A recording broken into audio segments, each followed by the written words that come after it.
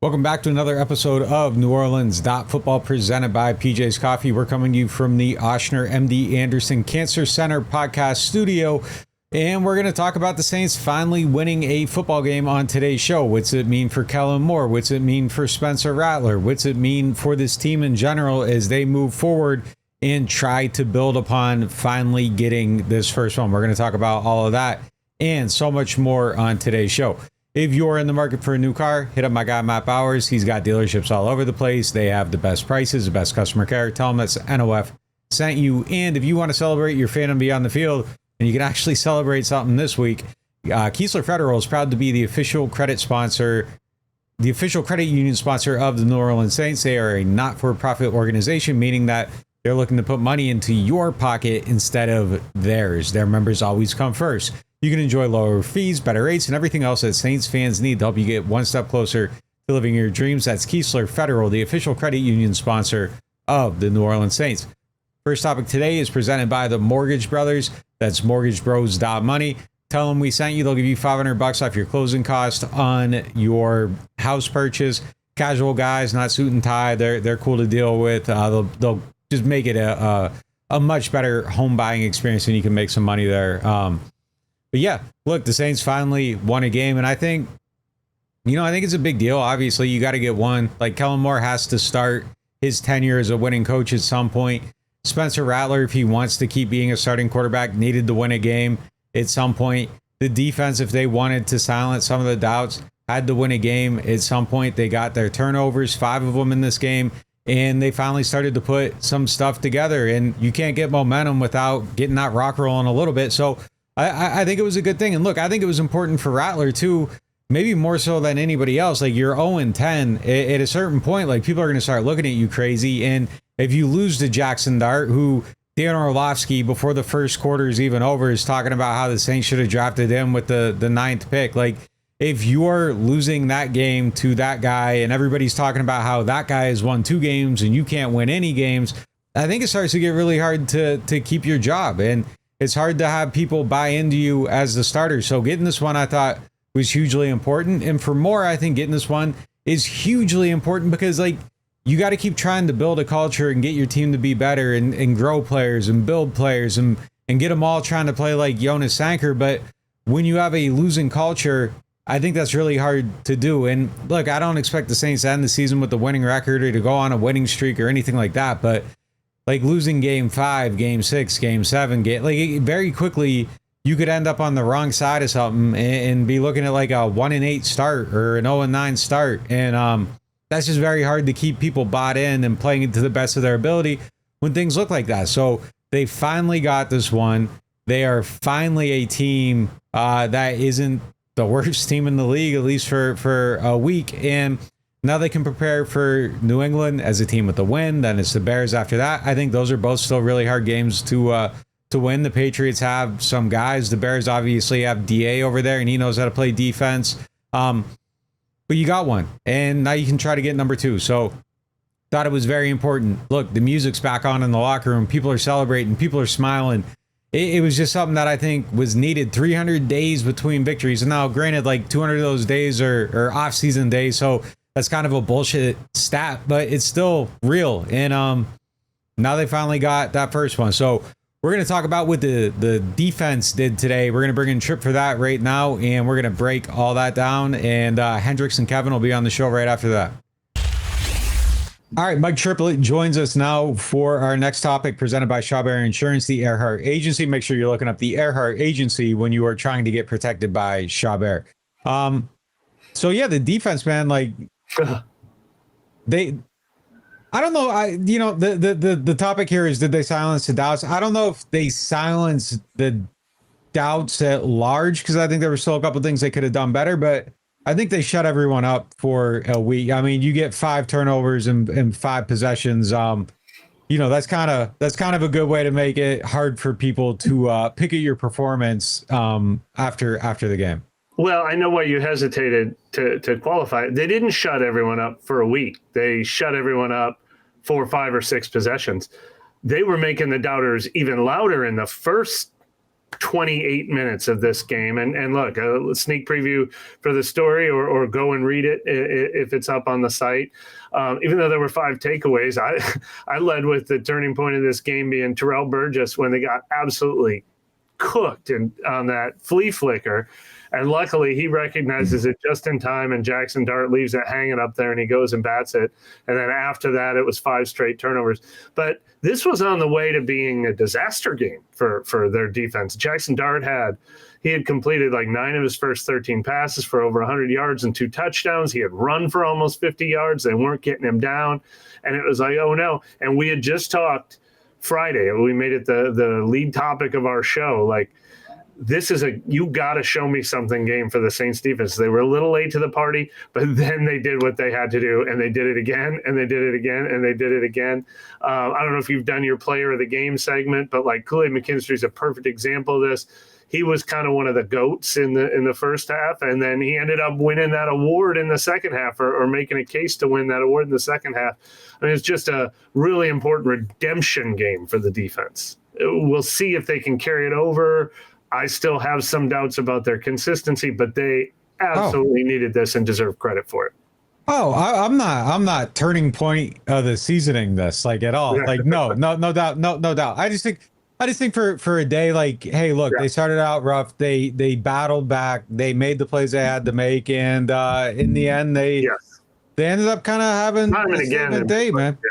Like you get 5 turnovers. You know, there's 5 turnovers on the ledger. It doesn't matter if Jackson Dart hands you one of them. You know, I thought they played pretty good though in the second half. Like, and they turned it around. I get all the reservations, and I get all. It's just on a day where they finally won a game, and those guys get 5 turnovers. It's hard for me to poke them in the eye, even though like they look terrible to start this game. But yeah, by no means am I thinking it's a turning point of the season or whatever. But I do think it's probably important for those young players to feel actual success and actual momentum and actual good moments. And, you know, I thought it was no bigger than it's safety, really, because Justin Reed goes out.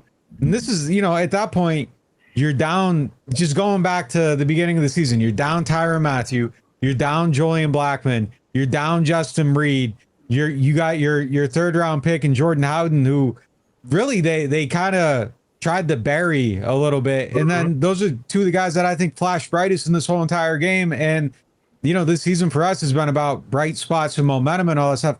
I think for maybe most importantly out of everybody in this whole entire game, Jordan Howden having some success and feeling it, I think is probably something that's important, because like if he can be a player for your team, even just as like a reliable reserve, that's at least one thing checked off the list. And I mean, that's all you're searching for this season is check marks. And if he can be one, I mean, that's a good solution. And Burgess, the guy I mentioned, was absolutely only in the game because of Reed's injury. I think he played 8 total defensive snaps, and one of them was the play of the game. Hopefully he's not a big part of their defense going forward, because hopefully they don't need him to be, but awesome to see him step up. And if we're going like what was actually important and what can carry over, I mean, Brian Brzee, obviously. I mean, he's been one of our tipping point guys for 2 straight years. Boy, did the Giants bring out the best in him 2 years in a row. He didn't block a kick today, but he did everything else. Pressure to get off the field on third down, batted pass.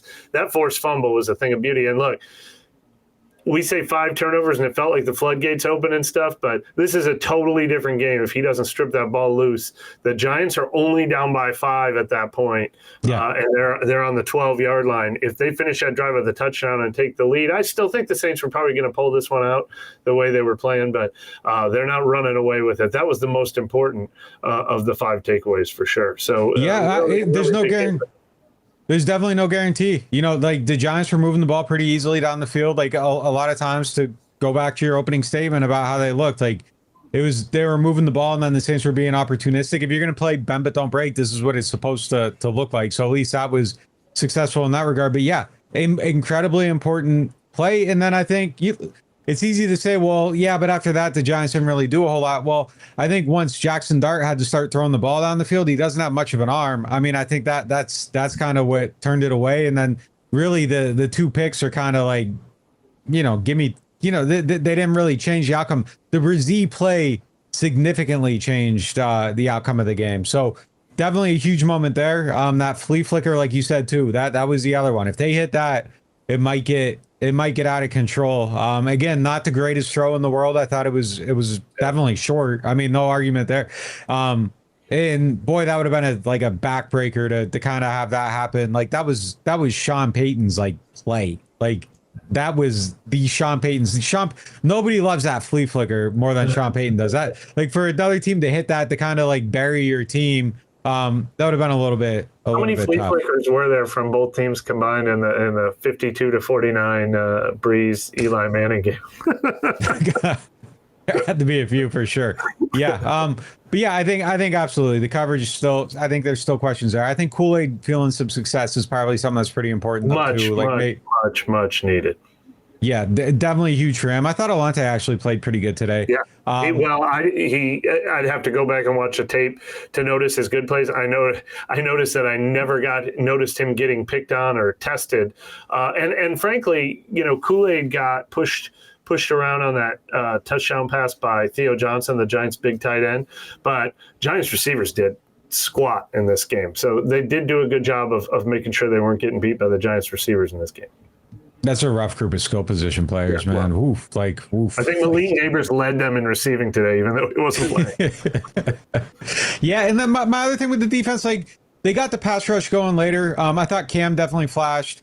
Just something that I think needs to be more impactful, like, early in the game. They got to find a way to start a game fast. They got to show up early on. Like, they gave up touchdowns very first two drives of the game. Yep.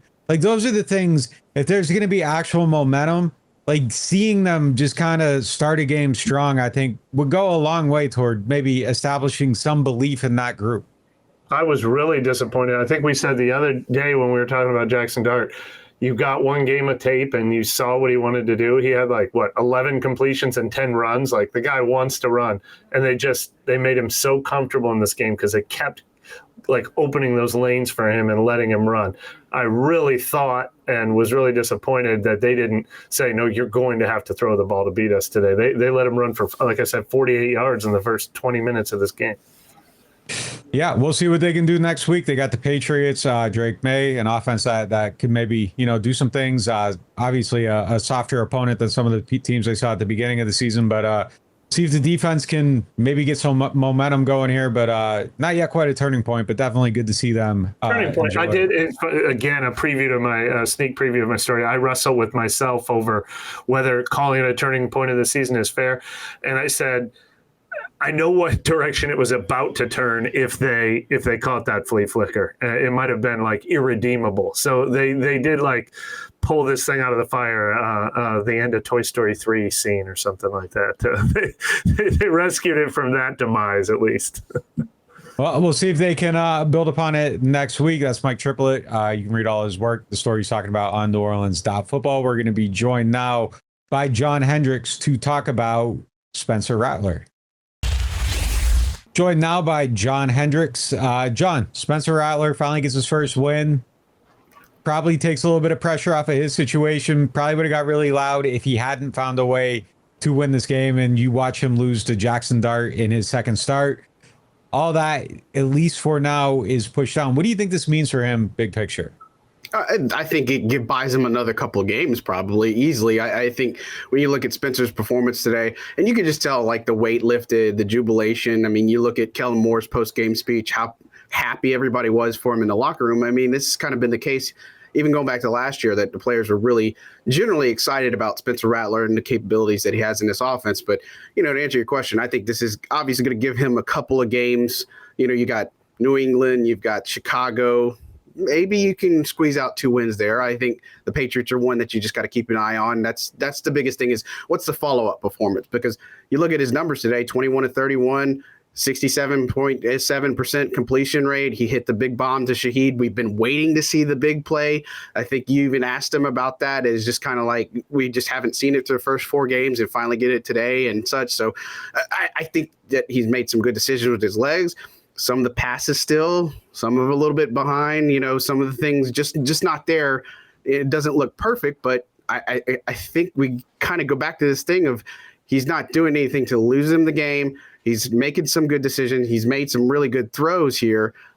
I think he's going to be just fine for the next several games. Yeah, I think you're exactly right. I mean, I think he probably gets the next two, no matter what. And if he wins one of the two, I mean, it probably keeps going. You know, in there too. Mike said it last week. He said he's probably at the point now where if he loses 2 in a row, you get a chance to look at the other guy. I think that might be the case. But I thought this was I thought it was a good game for him. Like, he hit the 87-yarder. Like you said, that's a huge play for him. He did throw an interception that got brought back. I mean, when you win a game, people kind of forget about those moments and they get washed away. Not perfect by any means, but this was an incredibly capable performance. You know, I do think that the red zone stuff is something that's probably going to be a big issue at some point. You know, when all the receivers are 5'10", like that's a bit of a problem. Like, not having Devon Bailey going as a weapon down there is probably a bit of a problem. I do wonder where Juwan Johnson's been kind of in that aspect of the field the last few weeks. But I thought it was a solid, like it's like he did his job. And like, honestly, we always kind of look at like it's 200 yard, 230 yard. This is how everybody's playing quarterback in the NFL right now. So I thought it was an extremely capable game, and he hit the shots that he needed to hit. So yeah, I'm not looking behind the curtain yet, like by any means. And no sacks today against that Giants front four, which is really good, really talented. You know, I thought New Orleans was going to run the ball a lot more in this game because, you know, the Chargers last week torched them for like 165 yards. I mean, I thought this was going to be a huge AK day with Kendre in there, and then you get Taysom back and such. But you're right about the red zone struggles. 0-3 today in the red zone. They have to get better in the red zone. And, of course, you have the penalty down there that moves them back from like the 7 to the 12.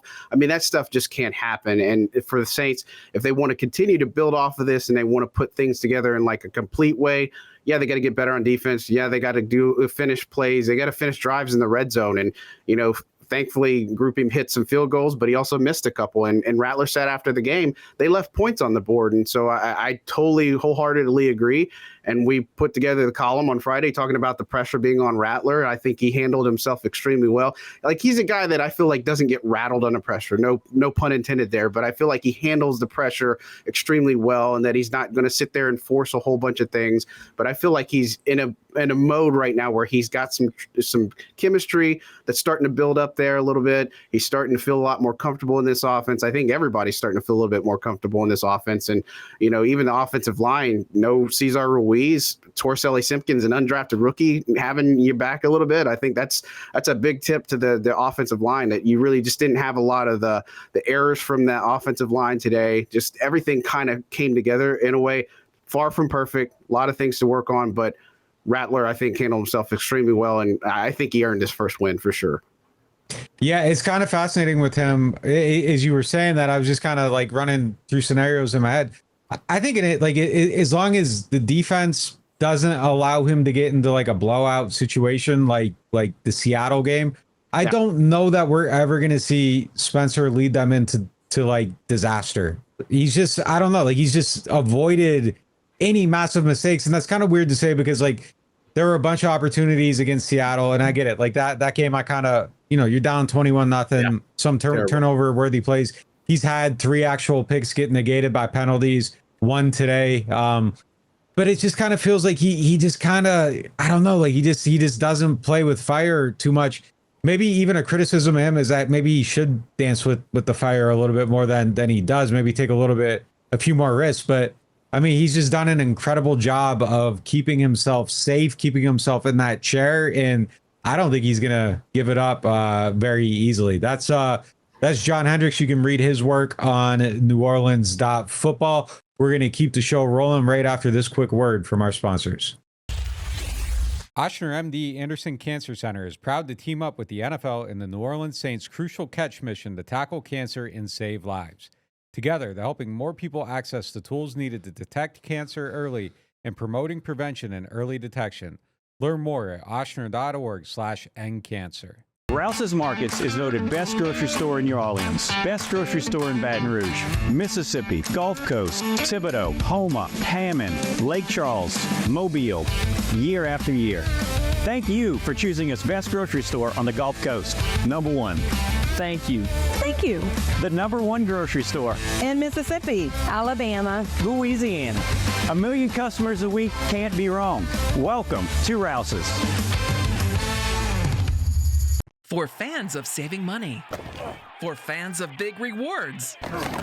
For fans of getting more for your money. There's Keesler Federal, the official credit union of the New Orleans Saints. Saints fans, open your free high-earning checking and see what it's like to get better rates, better returns, and better service. Join a winning team. Keesler Federal, the official credit union of the New Orleans Saints. Membership and credit eligibility required. Federally insured by NCUA. The NewOrleans.Football show is proudly presented by PJ's Coffee. PJ's Coffee has some of the best drinks that you can find. They have locations all over the city. They have pastries and everything else you need to get your day started. So go check them out.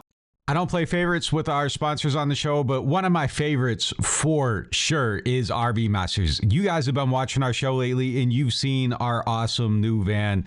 That thing is decked out. And the best part about it is I took it up to RV Masters and I was like, this is what I want to do, but I had no idea how I wanted to do it or how to get it done. And they took care of it from start to finish, brought me out for updates, were giving me new ideas, and they made it exceed my wildest dreams. And they will do the same thing for you.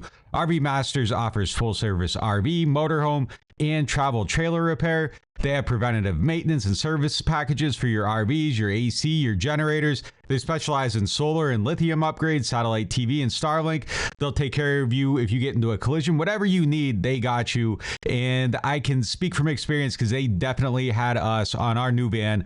I cannot vouch for anyone more than I vouch for RV Masters. RV-Masters.com. Go check them out.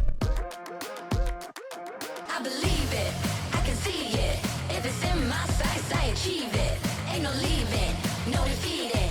Show up, complete and repeat it. Are you ready? Are you ready? Are you ready?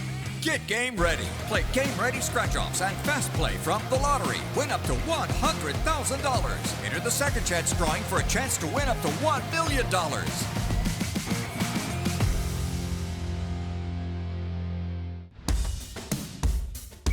Yeah, they want me to quit, I can't stop it. I'm out of this world, I'm like a rocket. And you can never be us. We not afraid of the pressure, cause we good in the clutch. Yeah. Get game ready. Play game ready scratch-offs and fast play from the lottery. Win up to $100,000. Enter the second chance drawing for a chance to win up to $1 million.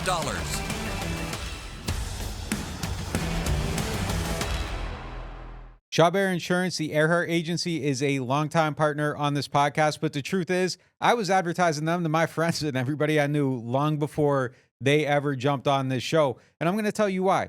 Every 6 months, my car insurance policy comes up, and every 6 months, I get a call from somebody from there telling me I need to change it or stay where I'm at. They're shopping my policy constantly to make sure I am getting the best possible deal. That means money in the bank. And those are the type of people you love because, look, we all live here. We all know how it is. The insurance rates are out of control. You need somebody watching your back. And they actually really do it. And I was with them before they ever asked me to be with them. So they are people that you need to be doing business with. And if you are going to look up their insurance, make sure you are looking for the Earhart Agency. Those are our guys. There's a lot of Shawbear insurances. The Earhart Agency is the one you want. I can speak for them. Real life, real support, real good business, real money saved. Call them up today. Shawbear Insurance, the Earhart Agency. Hardhide flavored whiskey, Ponchatoula strawberry, and Chilton County peaches in your favorite bars, stores, and restaurants. Hardhide Chilton County Peach Whiskey is a blend of aged wheat whiskey, light American whiskey, and fresh Chilton County peaches from Alabama's Durbin Family Farms. And Hardhide Strawberry Whiskey tells the story of a small town famous for strawberry farming. A delicious natural strawberry-infused 86 proof whiskey for whiskey lovers. Just look for the red and orange bottles in your favorite stores, bars, and restaurants. Welcome back to NewOrleans.Football. It is now time for the Hardhide Player of the Game, and we gave this one to Kool-Aid McKinstry this week. Look, he started out a little bit rough, but I thought the arc of his game kind of fits into with what the Saints are right now. He started out, he gives up the touchdown to Theo Johnson. Not a great start to his game. He's battling, And then all of a sudden it breaks and he gets the first interception. And yeah, maybe he should have knocked it down, but whatever. He went sideline to sideline. He picked it off. He read it. He intercepted the ball. He got himself on the board. It's a good play. Saints get the ball back. Granted, it was 4th down, but still, who cares? Then he comes back. He gets another pick on a really, really good play. Goes up, leaves his feet, shows fast hands on a shorter pass, break into the middle of the field. Shows really good instincts there. And then he comes back and he breaks up a touchdown intended for Theo. And it's kind of the redemption arc from that very first play. And I thought it was just a good game for him. He had a really good camp. I thought he's gotten off to maybe a bit of a tough start this season, along with the whole entire defense. But he locked in and started playing well as the whole defense locked in and started playing well. And for that reason, he's the player of the game this week. I thought he played really good, and he needed that one big time. All right, for 3 Up, 3 Down, Kevin's going to join us. All right, joined now by Kevin Washington for 3 Up, 3 Down. We had a Kool-Aid is the player of the game, so Kool-Aid's off the board. Going for 3 guys up. Give me one. Who are you starting with? Was Kool-Aid hard for you, or did you struggle with the pick? No, that one was easy for me, I think. Yeah, that was an easy pick for me. Yeah, I mean, like, I explained it just in the last segment. Like, I felt like he covered the trajectory of, like, the game and the season a little bit. Man, he's down, found his way up. Like, it just kind of felt like it flowed with how the team flowed, and he needed it. That's a fire take. Yeah, that's a fire take. That's a good take. All right, who I got on up other than Kool-Aid? We spoke about it on the live. I put Brazil in there. I've been coming on here weekly, just saying, where's the impact? I'll see him make a play or two, but I didn't, we didn't feel it. In this game, you definitely felt it. He got the team off the field on 2 different 3rd down occasions. Those are just the ones I saw, right? And then obviously the fumble, forced fumble to pick up for a touchdown was a big play in the game, or fumble recovery, excuse me. So shout out to Brazil. I've been asking him for it. He brought it this game, and that's what we do. He delivered, and we give him credit for it. So hopefully he can build off that, because he's a player they need. No doubt about it. I thought he played great. Thought it was important for him too. Like, there's just some guys out here that you just want to see kind of continue on that path, and he's one of them for sure. This is like probably the hottest take that I'm going to put out there ever, but Jonas Anchor, like currently today, Jonas Anchor's like in a conversation for being the best player on the team. Like, he's just extremely impactful, always around the ball, always making plays, really showing out. Like, in a season where we're looking for bright spots and building blocks and all that stuff, I think it's 5 games into the season or whatever, I think he is a legitimate future building block for this team. I'm sure he's going to hit some struggles at some point, because every young player does, and the highs always end up not being as high as they look, and the lows aren't as low as they look. But, like, I think he's a legitimate starter in the NFL.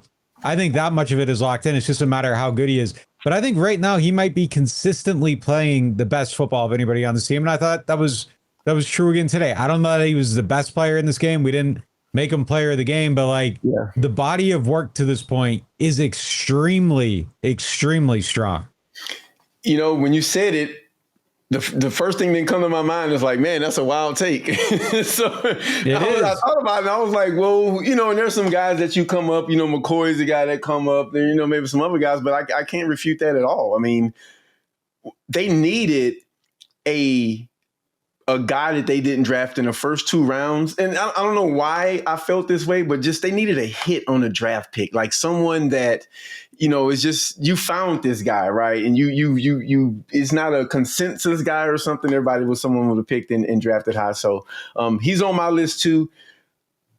You just got to like everything you're seeing from him, right? I'm not going to regurgitate everything you said. And also a thing that stands out is that, I think he's got the right makeup for like leadership going down the line, right? So I think that's going to be really big. And he's coming up around Reed, who's a good makeup guy. So outstanding draft pick so far. So definitely in the up.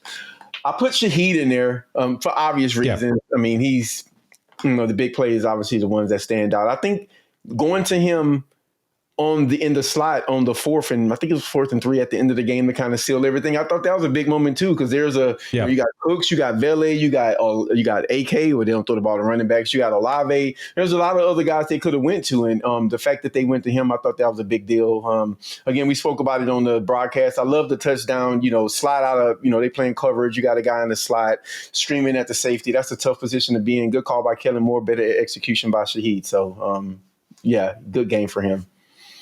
I'm going to throw Rattler in there. I thought he played a solid game. He had a pick that got brought back, but overall, he was in a game. He's up against Jackson Dart. If he loses this game and Jackson Dart wins, I think the noise around him is starting to become deafening. You're a very, very hot seat. You have Dan Orlovsky talking in the first half about how they should have drafted Dart at 9, which, like, I don't know. I don't see the skill set of a worthy of the 9th pick. I don't think I ever did. I think he's a promising young player, but I mean, like, you just got these takes flying and they were just going to get louder and hotter and hotter. And he outplayed him. He played a clean game and Jackson Dart did not. And look, Dart probably has more juice in certain types of ways, but I think Rattler has a better arm. I thought that was kind of obvious in this game, but it was important for him to win this game. And there was, I think, some real pressure on him today, and he stepped up and he met it. So I got him up. Yeah. I put him in there. He got his first win in the NFL, man. I mean, just off of that, you're just happy to see him because, we root, you root for just human beings, right? No one's rooting for him to not be successful. So, I just thought I didn't really think he played too differently than he normally does, but, he managed the game. He didn't have his team implode on him, and he did some good things. And, he got his victory, and he did silence the noise a little bit by, because one guy, you could make the case, lost the game for his team in some ways, with the fumble and then things kind of turned around. Yep. And then Spencer didn't, right? And a lot of times it's just about who doesn't make the mistake as it pertains. Also, who does make the mistake. So, he's someone that I think deserves to be in this column. So, but those are my three. I had Braziz, Shanker, and Shaheed in my ups. No charity ups. Those are the three.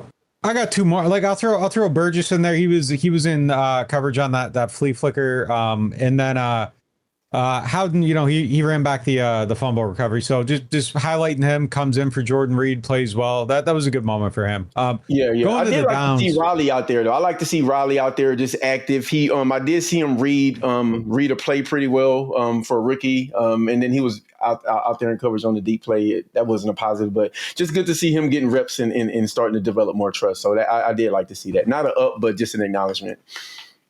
Going to the downs and, it brings me no joy to like really kind of like glaringly point something out, but like Blake Grupe's kind of a problem right now. There's just way you can't miss kicks in 4 or 5 games, 2 in 1 game. Like there's something going on there. I don't know what the problem is, but they got to figure something out quick. Cause like you cannot just keep missing like that. And then, unfortunately for him, it looked like he got injured at the end of that game. So maybe there's an opportunity to step back and try to, just settle out and get right again. Like he's shown consistency at points in his career. He was incredibly consistent this summer. I'm absolute, like the word like shocked comes to mind. Just how, based on what we're watching, like I had no reason to like doubt him, and I had the highest level of confidence in him coming into the season after seeing the summer he had, and it's just been it's been bizarre, man. And he's like missing these kicks in the dome, which is just like very, very, it's weird, and like they got to find a way to fix that. They have to, like, something has to give there. He's either got to get right or like they got to figure something out. Yeah. He's my first guy. He's the first guy that had him up. And, he's missing kicks under 50, in some cases. I mean, and it's not because he don't have enough enough power in his leg to make these kicks. So, he was in my list. I put his first line manager in my as also in there, Phil Galliano. I think special teams this year has been trending really negatively. And I thought this game, it just didn't start any better.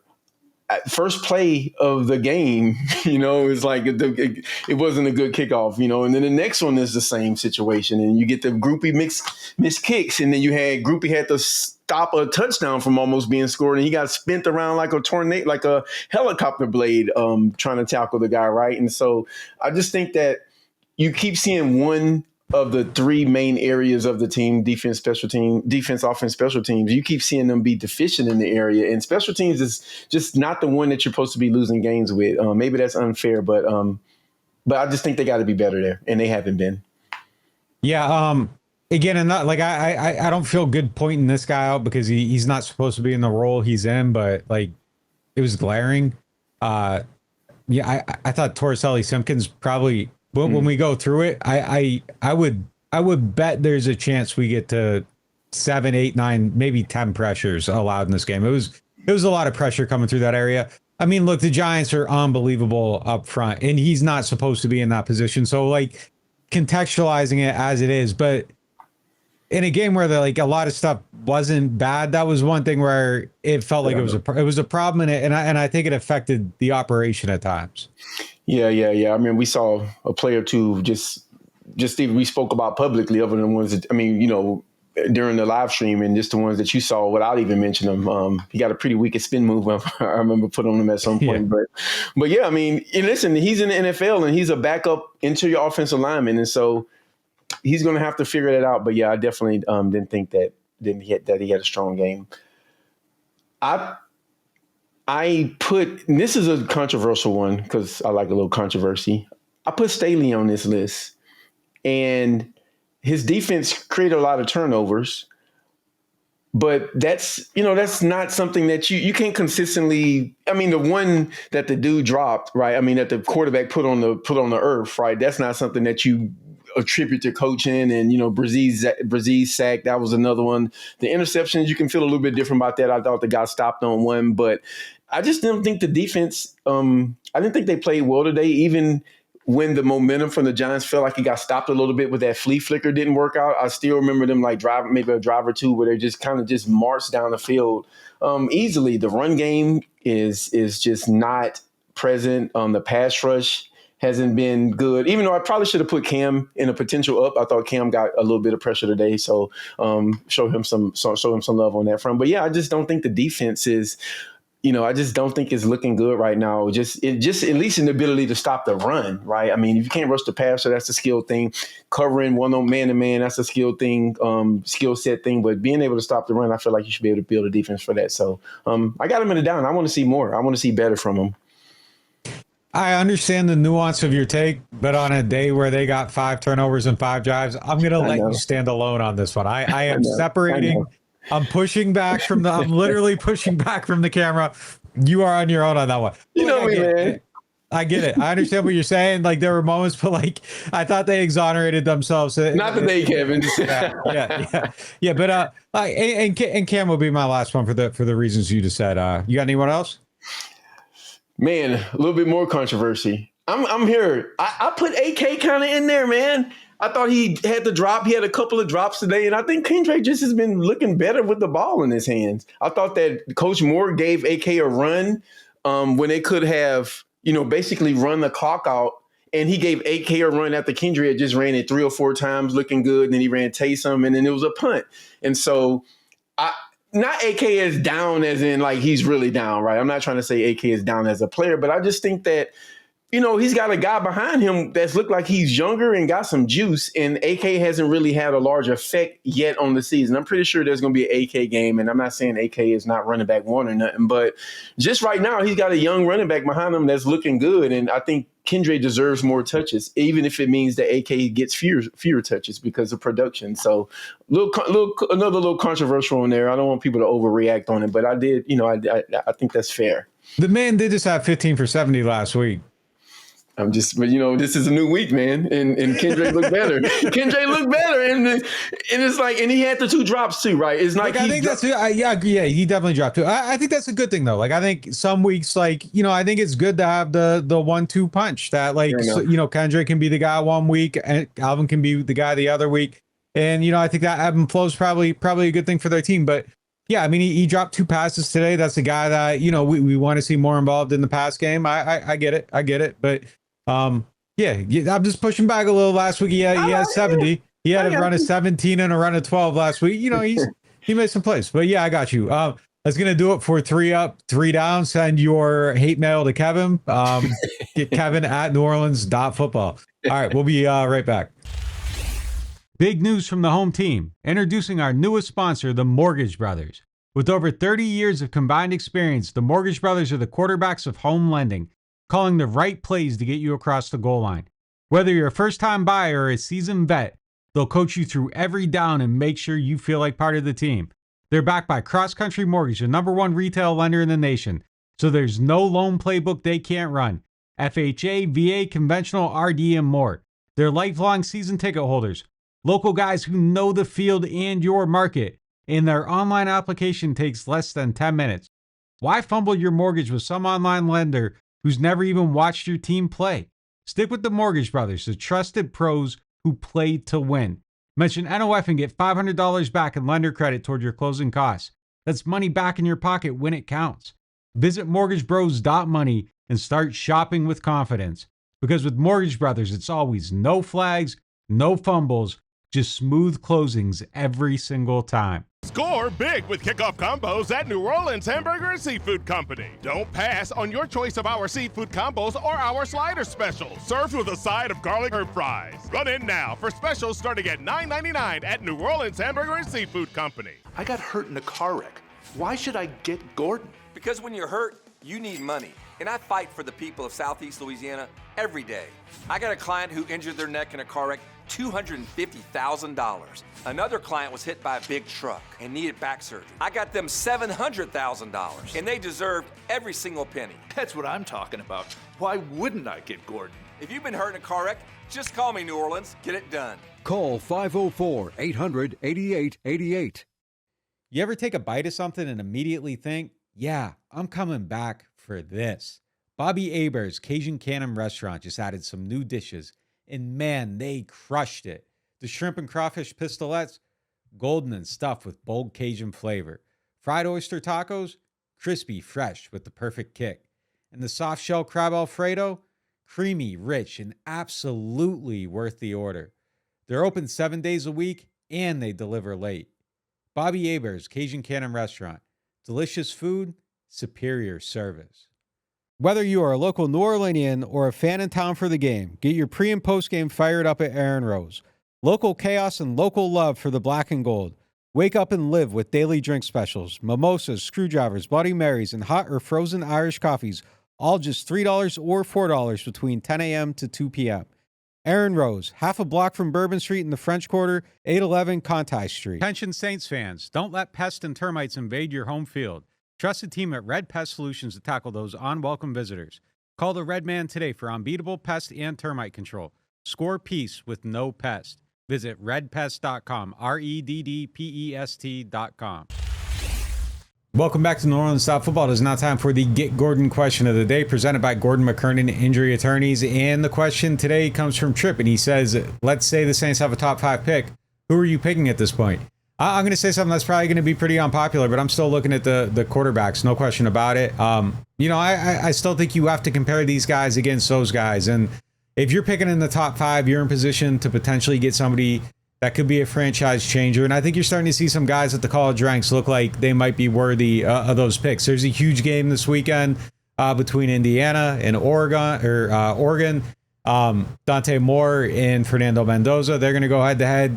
If one of those guys comes out of there shining, or both of them, like, they're going to probably be certified top 5 picks. And all of a sudden, this guy at Alabama, Ty Simpson, is starting to shine a little bit. And I don't know if he's a top 5er. I don't know if any of them are top 5ers. Lenore Sellers is in that mix too, but there's still a lot of college football season left to be played. And there's some guys that are on a path that look like they might actually be worthy of those picks. So I think you absolutely have to look at them and be prepared to make a decision no matter what the outcome of this season is. Because, look, you had a good game from your quarterback today. He had an 87-yard pass, but he hasn't necessarily elevated your team every week. So he has a chance, though, to do that. And he can be in that position the rest of the season. And if he wins not just one game, but let's say 5 or 6, Now, all of a sudden, you're probably out of position to get one of those guys because he's done his job. So I think if Spencer Rattler and or Tyler Shuck, if he ends up being the guy that finishes the season, if they don't want a quarterback to be on this team, they actually have the power to change that story. So it's on them, but I think it would be irresponsible not to have your eyes open to every option if you're picking in that top 5. Now, let's say you're still in that top 5 and you feel good about your quarterback. I think you got to look at your pass rushers. You got to look at, guys at those positions of need. I even think maybe even like a Jordan Tyson could be somebody that could be appealing in that range. I don't think you're probably looking at tackles at that point. God forbid you got to draft another offensive tackle in the first round. But I think it's probably quarterback or pass rusher. I think that's where you want to be going if you're picking in the top 5. It's going to do it for today's show. Appreciate y'all for tuning in. Talk to you next time.